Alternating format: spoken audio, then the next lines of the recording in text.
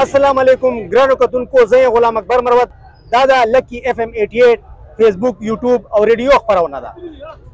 موږ نن دلته موجود یو په زمان پارک لاهور چې د پی ټی آی چیرمن عمران خان کور مخې ته. دلته د ملک مختلفو علاقو نه خلک راځي. دا تاسو ګورئ، دا ټول خلک چې کوم دي دا لکی مروت نه راغلي دي. ضلعي صدر جوهر محمد خان مشترک موجود ده. دنه به پته کوو چې دو دلته په کومې جذبې سره راغلي دي او دو څه وایي. جی بسم الله الرحمن الرحیم. زه شکریه ادا کوم د تاسو. موږ د لکی مروت ملګري چې کوم دلته ورسېدل، عمران خان د موږ پاکستان اساسه ده او ټولو مشترک اساسه ده. دا امانت موږ لاهور چې پروت و، موږ سره وسواسو پښتنو سره چې آیا د موږ امانت دلته چې نقصان نه ورسېږي. نو دې سلسلې چې موږ ورسېدلو عمران خان حفاظت پاره، عمران خان سره سټنډ اخیستنې پاره، بلکې که زه ووایم چې موږ عمران خان سره سټنډ نه اخلو، موږ عمران خان سره نه یو، عمران خان موږ سره ده.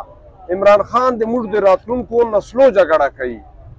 عمران خان د دې ظالمانه نظام د کوم سیستم چې راغلی ده چې تر اوسه پورې بیا موږ ته ویله چې ازادي ده، موږ ته اوس احساس اوسه چې ازادي نه وه، موږ د مخصوصو طبقو غلامان ولولو. تاسو دا ووایئ چې په پی ټی آی په خیبر پښتونخوا چې دوه ورتي حکومت تیر کړ، تاسو څه تبدیلي محسوسه کړه؟ عوامو ته څه ریلیف ورکړ چې تاسو دلته پسې رالو؟ هلته څه فایده خلکو ته ورسوله؟ موږ چې د 75 ساله تاریخ یو پله د پاکستان جوړېدا نه واخله تر نن پورې یو صحت کارډ بل پله چې کله تا کور چې بیمار پروت یې وستې نه وي چې زه د پلار مې دا ورور مې دا چې زه په ده باندې شپږ 8 لکه روپۍ علاج وکړ.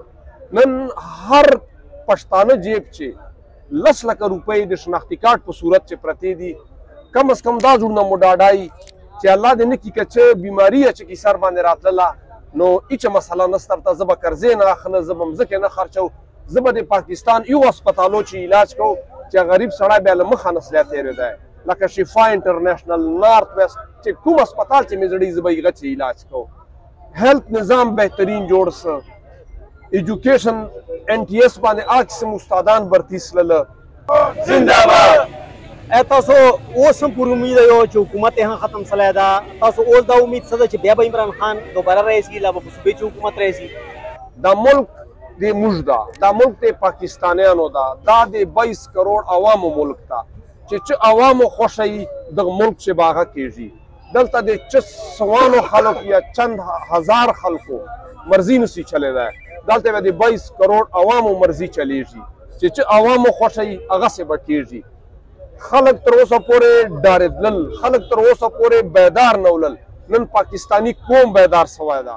کتونکو، تاسو د لکی مروت چې کومه قافله راغلی ده، هغه مشر د پی ټی آی ضلعي صدر جوهر محمد خان خبرې واورېدلې.